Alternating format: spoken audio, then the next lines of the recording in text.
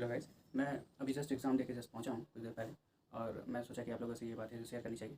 मैं typing test related बताना चाहता हूँ। एग्ज़ाम तो जस्ट जैसा है सिनेरियो कि मॉडरेट नहीं जा रहा है, इजी है। इजी कहेंगे मतलब कि आपका जो सेक्शन है फिजिक क्वांट का, रीजनिंग का, मिला जुला के आप उसको सही स्ट्रैटेजी के थ्रू शुरू करें। क्वेश्चन पे रुक के समय नहीं दें, और रीजनिंग में अगर अटकते भी हैं तो आप मैथ को तुरंत स्विच करें। तो इससे क्या होगा कि आप जितने भी रीजनिंग बना चुके होंगे, समवेयर आप उससे कम समय में पूरे मैथ के सेक्शन को खत्म कर लेंगे। तो ये हुआ कि कैसा एग्ज़ाम जा रहा है। ये चूँकि मेरा आज एग्ज़ाम था तो ये लास्ट अभी एक बाकी है, तो उस हिसाब से बाकी लोगों को एक हेल्पफुल वीडियो रहेगा टाइपिंग से रिलेटेड। अब जैसा कि इंग्लिश का है, तो 2015 के बाद से ये जो इंग्लिश का है लेवल वो डाउन आया है। तो उस हिसाब से जो PYQ किए हुए हैं, समवेयर आप वो कैप हो गया, साथ ही साथ आपका जो भी एरर करेक्शन क्या कहते हैं, स्पेलिंग मिस्टेक वाला है, तो ये सारी चीज़ें आपको डिस्टर्ब नहीं करेंगे। If you haven't done the PYQ, you will get the opportunity. तो इंग्लिश जिनकी नहीं अच्छी है, कहते हैं कि हिंदी बैकग्राउंड है, तो फिर उनके लिए भी ये एग्ज़ाम ठीक जाएगा। और बेस्ट पार्ट इज दिस कि ओवरऑल ये जो एग्ज़ाम CCL का है वो आप CCL का ना समझें। ये आपको सिर्फ एक कंप्यूटर बेस्ड टेस्ट के रिगार्डिंग ही एग्ज़ाम देने जाने का मोटिव बना के रखना होगा। हाँ, स्ट्रैटेजी यही रहेगी कि बाकी पोर्शन को एडजस्ट कैसे करें। तो आप GK में अटैम्प्ट जितने मन चाहें आप 7-8 अटैम्प्ट नहीं भी ले पाते हैं, 5 अटैम्प्ट ले पाते हैं, लेट इट बी। आप इंग्लिश अच्छे कर पाएंगे। तुक्के ना लगाएं, गलती ना करें, क्योंकि उसमें ऑलरेडी सिचुएशन ऐसे हैं कि आसान क्वेश्चन डाले हुए हैं, तो आपके पास वो गलत होने के चांसेस नहीं रहेंगे। और तुक्का क्यों लगाएंगे जब आपकी ऑलरेडी क्वेश्चन 90% तक चली जा रही है। ओवरऑल कहा जाए तो पूरा सेक्शन क्वांट से लेकर के GS तक सारी चीज़ को आप साइड में कर दें, एक ईजी टाइप से समझ के जाएँ। स्ट्रेटेजी बस ये रखें कि आप उसको एक 20+ है जो मैथ क्वांट का रहेगा, रीजनिंग का भी 25+, क्वांट का भी 25+ रखें, क्योंकि सारी चीज़ यूँ ही बस देखा तुरंत क्लिक करते जाना है। तो ये खत्म। कंप्यूटर का क्या करें मैं बता दे रहा हूँ अपने। मैं अभी तक पढ़ नहीं रहा था, मैंने PDF से अब तक किया है कंप्लीट। तो अब तक मैंने जो 3 बुक है जो ट्राई किया था, बट अभी लेटेस्ट किया था कि जब मैं एग्ज़ाम का सिनेरियो देखा तो वो मेरे 2 बुक के जो पढ़ाई थे वो काम नहीं आए। तो मैं यही कहूँगा कि RPE चैनल का जो PDF है वो 150 पन्ने का है। मैंने एक दिन में पढ़ के, एक दिन से भी कम समय, मतलब कि 3-4 घंटे लगा के पूरी तरह से उसे खत्म किया, क्योंकि वो एक उसके मटेरियल MCQ, हाँ, आप डाउनलोड करें, प्रिंट आउट लें और उस चीज़ में सबसे पहले MCQ को अटेम्प्ट लें, चूँकि आपका कल है। हिसाब किताब गड़बड़ ना करें, हाँ, बट कंप्यूटर हिसाब किताब आपका गड़बड़ कर सकता है।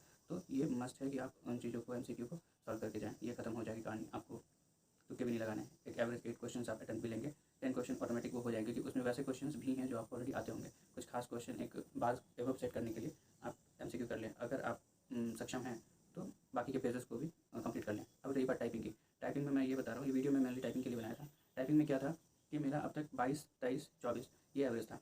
क्योंकि मैं अभी 20 दिन से इंगेज था, तो मेरी प्रैक्टिस भी छुट्टी हुई थी इन द सेंस कि मैं अभी एक फ्रेंड के ज्वाइनिंग था जिस डिस्ट्रिक्ट में, मैं उसे शिफ्ट करने के चक्कर में अपने कुछ समय को, क्योंकि जाना ज़रूरी भी था, मैं इसलिए गया हुआ था।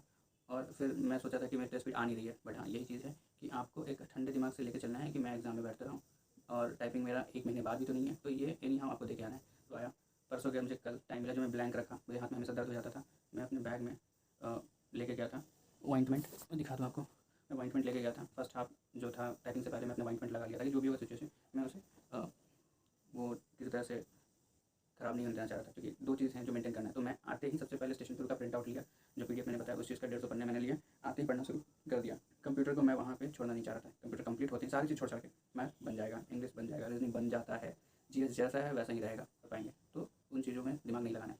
कंप्यूटर मैंने एडजस्ट किया, पता नहीं था क्या होने वाला है, बट मैंने हर चीज़ को बारीकी से देखा, तो मेरा कंप्यूटर ठीक बढ़िया गया। नहीं मतलब ये नहीं, मतलब कि मैंने 10 क्वेश्चन किए हैं और एक्यूरेसी मेंटेन करने की कोशिश की है मैंने। अब क्या है कि जैसे टाइपिंग है, टाइपिंग मैंने बताया मेरा एवरेज क्या था। अब जब मेरा क्वालीफाई नहीं हुआ था, बट मैं एक किसी स्टूडेंट से सुना था कि वहाँ पे आपका स्पीड डाउन ही होगा। तो मैं ये मान के चला था कि चलो जो भी है सिचुएशन, वहाँ पे मेरी 27 तो हो नहीं रही है, 24 भी हो नहीं रही है, गलती से हो रही है, और मेरे हाथ में पेन था। मैं वाइट पेंट लगा के गया था, वहाँ पे भी सिक्योरिटी गार्ड वगैरह पूछे थे ये क्या वाइट पेंट लग गया है, क्या है। तो मैंने बोला मेरा दर्द है, बोले बोल के देखना चुका है तो मैं एग्जाम दूंगा ना। तो उसके लिए मैंने अपना एडजस्ट करके गया था कि फर्स्ट हाफ में जो भी पेन है वो रिलीफ हो जाए। अब आया टाइम सर जब 12:45 का, तो मैंने सबसे पहले क्या किया कि टाइम से पहले एंट्री में सबसे पहले मैं कोशिश कर रहा था कि मैं सबसे पहला इंसान हूँगा जो कि सेंटर में जा पाऊँ। तो मैंने कोशिश किया। साढ़े मैंने 12 बजे, ठीक है, मैं 12 बजे सेंटर पे आ गया था अपना नाश्ता वास्ता करके। तो मैं जब एंट्री लिया तो मैं सबसे पहले लाइन में खड़ा हो गया। लाइन उस समय बिल्डअप हो ही रहा था, मैं अंदर चला गया। मैंने फर्स्ट हाफ में जाकर के जब सीट पे बैठा था तो मैंने चेक कर लिया था, जो आपको भी करना चाहिए। चेक कर लेना कि सबसे कीबोर्ड कौन सा कीबोर्ड है आपको जो मिला है, कि सेंटर में सबको एक लाइन से एक ही कीबोर्ड मिला रहा था। मैंने देखा एसएस का था, वो नया ही था। एक्चुअली में वो नया होने के बावजूद भी लिटरली काम नहीं कर रहा था ये वाला। तो मुझे थोड़ा सा चाहिए नहीं था, फ्री वाला चाहिए था। तो मैंने सोच लिया था कि ये गलत करवाएगा मेरा एग्ज़ाम, चेंज करना ही है, क्योंकि मेरी स्पीड ऑलरेडी गिरी हुई है। एग्ज़ाम पॉइंट ऑफ व्यू से अगर हिसाब किताब गड़बड़ हुआ तो फिर मेरा साल बर्बाद हो जाएगा। तो मैंने अपना रोल नंबर अपना वेरीफाई करवा करके मैं चला चला गया अंदर सीट पे, पूरे हॉल में कोई नहीं था। मैं चेक किया, मेरा सीट पे जो था वही एसएस वाला मिला था। तो फिर उस समय काफ़ी 1 घंटा का समय था, मैं और जगह घूमा, देखा कि हाँ यहाँ पे एक और है, ड्रॉप करके कुछ एक और आता है कीबोर्ड, वो बहुत फ्री था, वो जस्ट लाइक मुझे घर के ही है जो कीबोर्ड का फील दे रहा था। तो मैंने ये सोचा कि नहीं, ये होना चाहिए और यही ही होना चाहिए, इसके अलावा ये सिचुएशन है नहीं जिसमें कंफर्टेबल काम कर पाऊंगा। मैंने रखा होता है कि जिस समय स्टूडेंट की भीड़ होगी उस समय इन्हीं में से चूज़ करके मुझे दे दिया जाएगा, फिर से वो एसएस का होगा।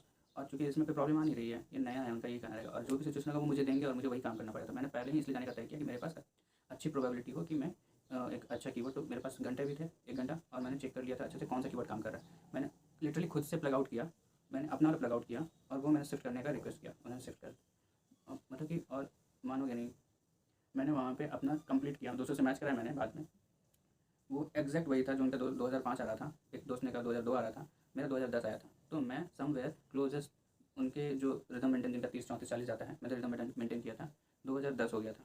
खास बात यह है कि उस कीबोर्ड ने मुझे करवाया था 2010 वर्डप्रेस होने के बावजूद भी स्ट्रक, वो मैं करेक्शन करवा रहा था। तो आपने भी सोनी टाइपिंग से किया होगा, मैंने भी सोनी टाइपिंग से किया है। मैंने PYQ पे ऊपर काम नहीं किया था, सोनी टाइपिंग मैंने यूज़ किया था। मैंने बहुत सारे पैराग्राफ वाले को भी नहीं टच किया था, मैंने 1 और 2 एक्सरसाइज को ही आज तक किया। कितने दिन? 30 दिन।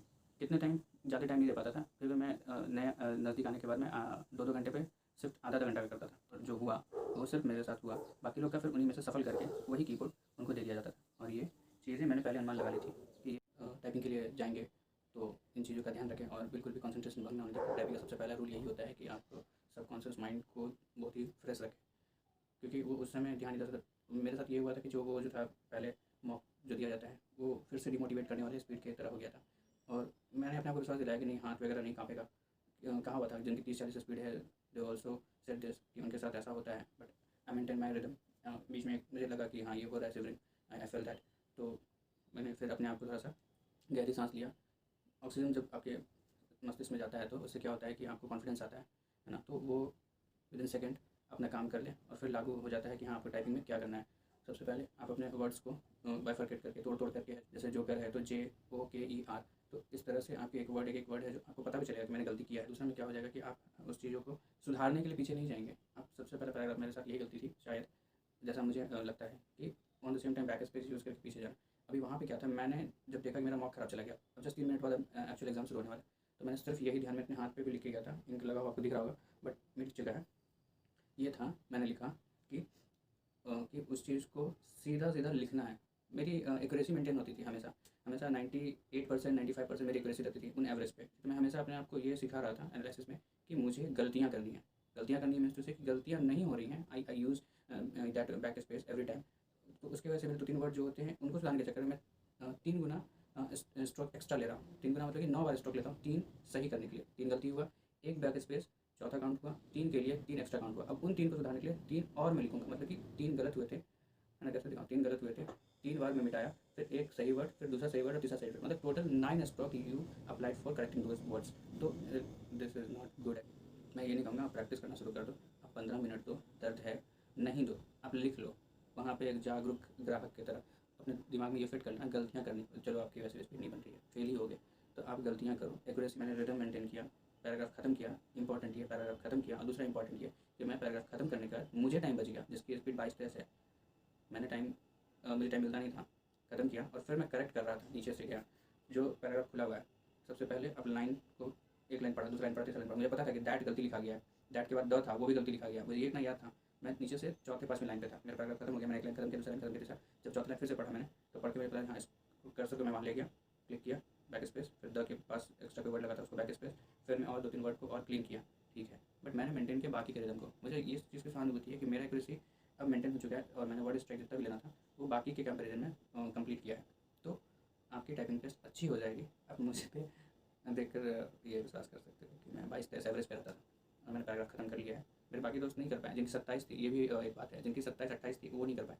तो एक जो वहाँ पे घबराहट होता है उसको बंद करना, क्या होगा ये सोचना है, बाद में माइंड में ये फिट करना है कि हाँ जॉब हो जाएगी तो मम्मी पापा सबको देखना है, ध्यान देना है, तो इन चीज़ों के हिसाब से आपका फिर से वो जो है ना, छोटे भाई को ध्यान देना है, उसने आपका बहुत सपोर्ट किया, तो बहुत सारी चीज़ें जिससे कि आपको वो हो जाए, फील हो जाए, और ऑक्सीजन खींचो और फिर अपना काम पे लग जाओ कि हाँ गलतियाँ नहीं करना। मेरे एक स्टेप वाइज में बस एक ही चीज़ है कि खत्म करना है, ठीक है। सारे पैराग्राफ जैसे ही खत्म कर लोगे आपके पास जितनी भी गलतियाँ रहेंगी उसको मेंटेन करने के लिए 1 मिनट भी बच जाएगा, 2 मिनट भी बच जाएगा, वो आप फिर करेक्ट कर लोगे और फिर देखो फिर आप पास कर कंप्लीट हो जाएगा। तो आप ध्यान रखें इन चीज़ों को, ये बहुत इंपॉर्टेंट है। क्यों, और वीडियो को पूरा देखने के लिए धन्यवाद, और मैं कहूँगा कि आप इसे लाइक करें, शेयर करें, और भी बहुत सारी चीज़ें हैं जो फिर बाद में आप लोगों से शेयर की जाएंगी। धन्यवाद।